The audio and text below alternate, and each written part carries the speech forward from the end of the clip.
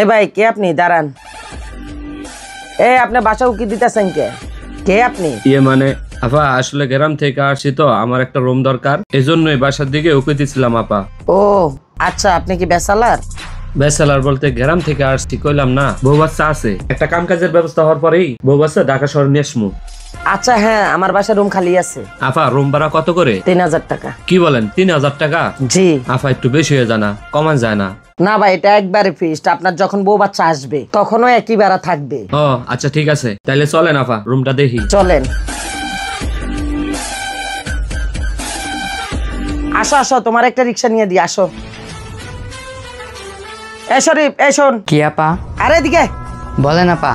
তোদের কোনো রিক্সা আছে খালি? থাকলে আমার ছোট ভাইটার একটা রিক্সা দে। সমস্যা নাই, আমার গ্রামেরই পোলা, খুবই ভালো ছেলে, আমার বাসায় ভাড়া থাকে, আমার খুব কাছের লোক। আপা সমস্যা নাই, আপনি যেহেতু বলছেন একটা রিক্সা আছে, ওই যে ওই রিক্সাটা। ভাবি আমার রিক্সা জমার টাকা কিন্তু দৈনিক ক্লিয়ার করতে হবে, এটা মনে রাখেন। আচ্ছা ঠিক আছে। এই কালকে থেকে রিক্সাটা চালাইবা, ঠিকঠাক মতো জমা দিয়ে দিবা। ঠিক আছে, ঠিকঠাক মতো জমা দিয়ে দেবো, সমস্যা নেই। তাহলে শরীফ কালকে সকাল থেকে রিক্সা চালাইবো নি, ঠিক আছে? আচ্ছা ভাবি ঠিক আছে।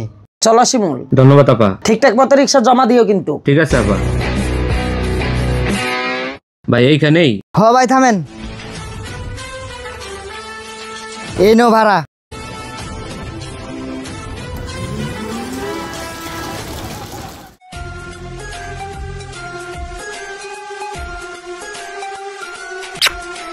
না হ্যাঁ, এবার কেউ টাকাগুলো হাইরা গেলাম না। সারা মাস রিক্সা চালায় কয় টাকা জমালি, সেই টাকাগুলো হাইরে গেলি, এখন কি করবি? আরে শোন, সমস্যা নাই, আমি হাইরা গেছি দেখে কি হয়েছে, আমি বাড়িওয়ালার কাছ থেকে টাকাই না, তারপর তোর লোক জুয়া খেলবো, তোরা এখানে খেল। আচ্ছা ঠিক আছে আয়। আমি টাকার ব্যবস্থা করে আইতাছি।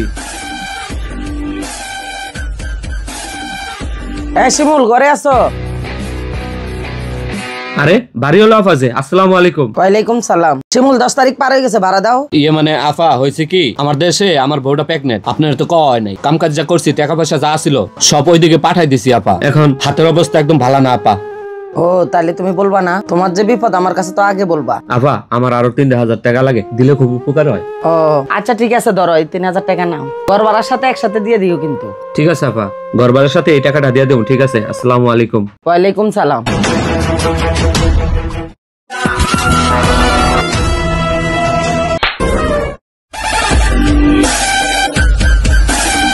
ভাই একটা চা দেন।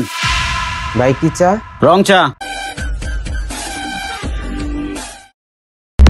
আপনি তো এই এলাকায় আগে কখনো দেখি নাই। আচ্ছা ভাই, আপনি কি আইনের লোক নাকি? আপনাকে যেটা বলছি সেটা করেন, চা দিতে বলছি চা দেন। ও আচ্ছা ভাই, এই চা।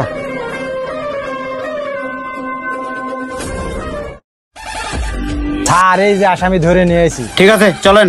স্যার শিমুলের কি অপরাধ? শিমুলের কেন ধরে নিয়ে আইছেন? আপনি কে? আমি শিমুলের বাড়ি এলি, ও আমার বাসায় ভাড়া থাকে। এই শিমুল হচ্ছে মস্ত বড় একজন সন্ত্রাসী, ডাকাতি, খুন, চাঁদাবাজি, ছিনতাই, ধর্ষণ, এমন কোনো কাজ নাই যে এই শিমুলের দ্বারা না হয়। এই শিমুলকে ধরিয়ে দেওয়ার জন্য সরকারের পক্ষ থেকে 2 লক্ষ টাকা ঘোষণা করা হয়েছে। আপনার ভাগ্য ভালো যে সন্ত্রাসী শিমুলের দ্বারা আপনি কোনো ক্ষতির সম্মুখীন হননি। এই শিমুলের নামে 18টা মামলা আছে, অধিকাংশ মামলাই মার্ডার মামলা। কি বলেন স্যার? ও এত বড়ই সন্ত্রাসী? এগুলো তো কিছুই জানতাম না। আপনি একজন বাড়িওয়ালি, কাউকে রুম ভাড়া দেওয়ার পূর্বে পর্যাপ্ত পরিমাণ ডকুমেন্ট নেওয়ার পরে তাকে রুম ভাড়া দেওয়া উচিত। স্যার আপনি ঠিকই বলছেন, ওর পরিচয়পত্র না লইয়া আমার ভাড়া দেওয়াটা ঠিক হয় নাই। হয়তো বা ইচ্ছে বড় ঘটনা আমার সাথে ঘটতে পারতো, আমি ভুল করছি স্যার, আর হবে না এমন। শোনেন আপা, এর পরের থেকে পরিচয়পত্র নিয়ে তারপরে রুম ভাড়া দিবেন। এই আসামি গাড়িতে উঠাও। স্যার স্যার স্যার আমি শিমুল না স্যার। গাড়ি তোর থানায় নিয়ে পরে দেখতেছিস শিমুল না অন্য কেউ? স্যার সত্যি কইতেছি, আমি শিমুল না স্যার। স্যার অস্ত্রধারী, মাদক, অবৈধ স্বামী স্ত্রীর কার্যকলাপ এবং দর্শন বর্তমানে বেড়েই চলেছে, এবং পরকীয়ায় লিপ্ত হয়ে মিথ্যা পরিচয় দিয়ে বাসা ভাড়া নিচ্ছে, আর এক সময় আত্মহত্যা সহ বিভিন্ন দুর্ঘটনা ঘটায়, আর তাদের সঠিক পরিচয়পত্র সংরক্ষণ না থাকার কারণে অপরাধীরা অপরাধ করে পালাতে সক্ষম হয়।